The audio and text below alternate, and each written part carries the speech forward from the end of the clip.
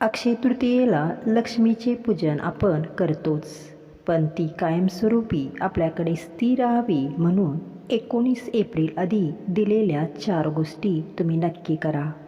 लक्ष्मी मातेचा आशीर्वाद आपल्यावर कायम राहावा आणि घरामध्ये धनधान्याची कधीही कमतरता भासू नये, यासाठी अक्षय तृतीयेपूर्वी काही अचूक वास्तू उपाय करणे अत्यंत फलदायी ठरते.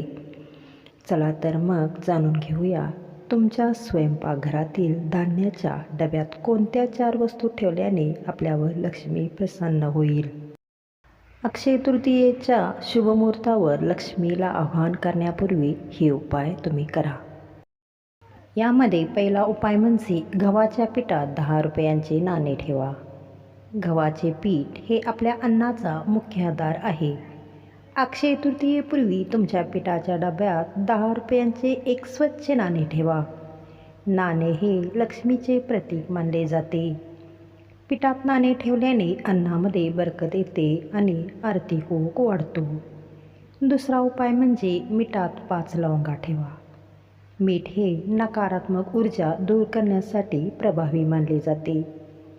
मिठाच्या बरणीत 5 लवंगा टाकून ठेवा. लवंगा आणि मिठाचे हे मिश्रण घरातील दारिद्र्य दूर करण्यास आणि सकारात्मक ऊर्जा आकर्षित करण्यास मदत करते. यामुळे कर्जातून मुक्ती मिळवण्याचे मार्ग मोकळे होतात. तिसरा आहे तो म्हणजे साखरेत दालचिनीचे तुकडे. साखर ही गोडव्याचे प्रतीक आहे, तर दालचिनी ही समृद्धी आणि नशिबाचे. साखरेच्या डब्यात दालचिनीचे 2-3 तुकडे ठेवा. यामुळे कुटुंबातील सदस्यांमधील प्रेम वाढते आणि उत्पन्नाचे नवीन स्रोत निर्माण होतात. चौथा उपाय आहे तो म्हणजे तांदळात हळकुंड.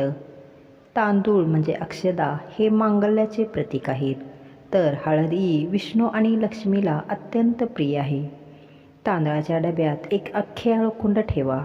या उपायाने घरातील धान्य अक्षय राहते आणि शुभ कार्यामध्ये येणारे अडथळे दूर होतात.